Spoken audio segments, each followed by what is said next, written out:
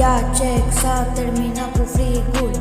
Ieșim pe stradă, acum se schimbă filmul.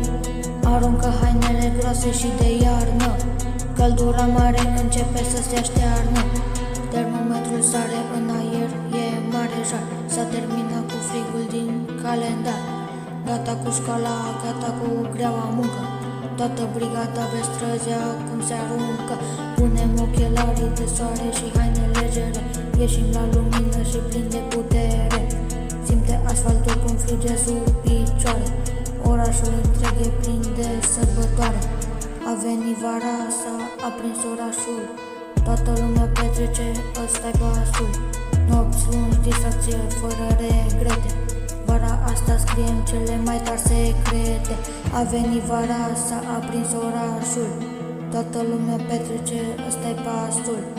Nopți lungi, distracție fără regrete. Vara asta scriem cele mai tari secrete. Calc accelerația, asfaltul îl topim. Când intrăm pe piesă, noi nu ne mai oprim.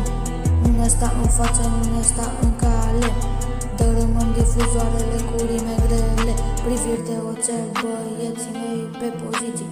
Cucerim tot topul, avem doar ambiții. Bate basul dur, se simte în piept.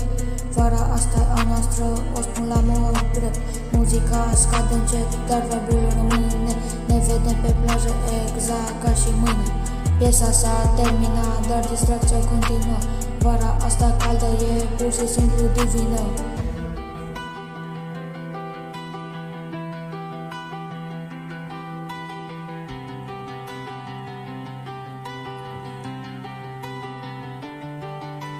Muzica scade încet, dar vibe-ul rămâne.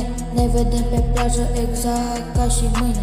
Piesa s-a terminat, dar distracția continuă. Vara asta caldă e pur și simplu divină.